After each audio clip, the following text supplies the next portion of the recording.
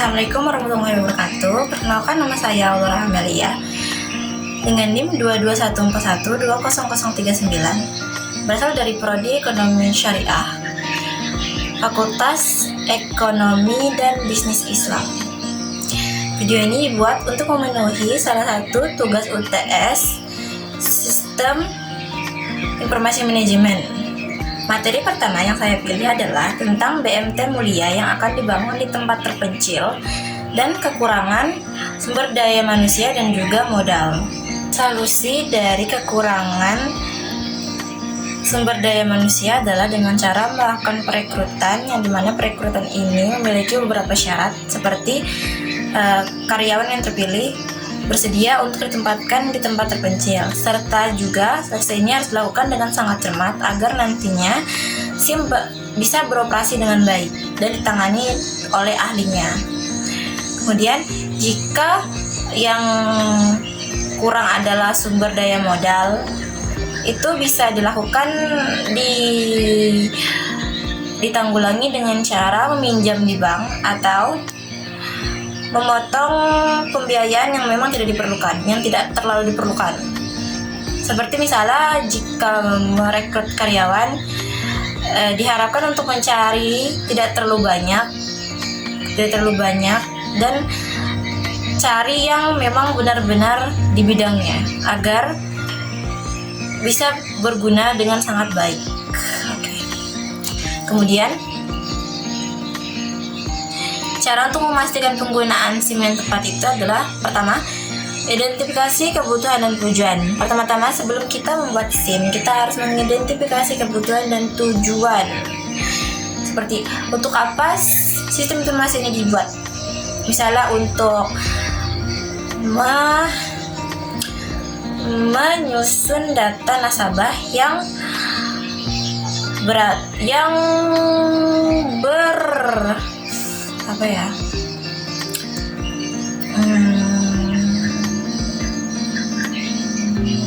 berkolega dengan BMT. Kemudian perencanaan tim dan anggaran. Pertama-tama kita juga harus menentukan siapa-siapa saja yang akan membuat sistem informasi manajemen serta memikirkan anggaran yang akan keluar selama pembuatan sistem informasi manajemen. Balik lagi ke awal, kalau misalnya kekurangan dana, diusahakan untuk memotong semaksimal mungkin pengeluaran yang tidak diperlukan. Kemudian menentukan jadwal dan tahapan. Jadi agar semuanya sesuai rencana, dibutuhkan sebuah jadwal dan tahapan agar mencapai goal yang tepat di waktu yang juga tepat. Kemudian itu pelaksanaan dan monitoring. Pelaksanaan pembuatan SIM serta harus dimonitoring agar tidak terjadi kelalaian atau kesalahan. Kemudian adalah mengimplementasikan SIM ke BMT. Itu menggunakan SIM di operasional BMT.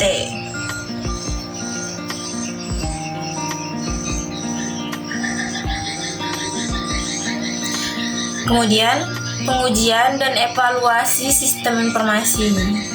Sebelum digunakan, kita harus menguji terlebih dahulu SIM yang akan digunakan di BMT. Kemudian setelah itu baru kita evaluasi kembali apa kekurangannya dan apa yang harus diperbaiki. Materi kedua, saya memilih materi tentang lembaga keuangan syariah mikro. Jadi yang pertama itu tentang manfaat dari penerapan SIM terhadap LKSM. Jadi manfaatnya itu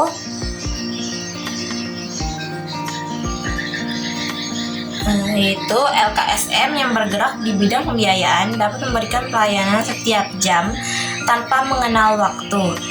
Nasabah juga dapat memperoleh informasi tentang produk dan jasa LKSM dimanapun dia berada. Kemudian tantangan yang pertama itu adalah salah satu tantangan paling besar dalam penerapannya adalah memastikan bahwa sistem tersebut dapat memenuhi kebutuhan yang beragam. Kebutuhan dapat bervariasi dari suatu organisasi ke organisasi lainnya, sehingga pengembang SIM harus dapat menyesuaikan sistem dengan kebutuhan bisnis yang spesifik. Kemudian cara mengatasinya adalah dengan cara pertama itu pembuatan SIM harus melibatkan stakeholder yang tepat dalam proses pengembangan sistem seperti manajemen bisnis dan teknologi, sehingga sistem dapat dikembangkan. Sistem yang dikembangkan dapat memenuhi kebutuhan bisnis yang spesifik dan dapat diintegrasikan dengan infrastruktur teknologi yang ada. Kemudian langkah-langkah penerapannya yaitu pertama itu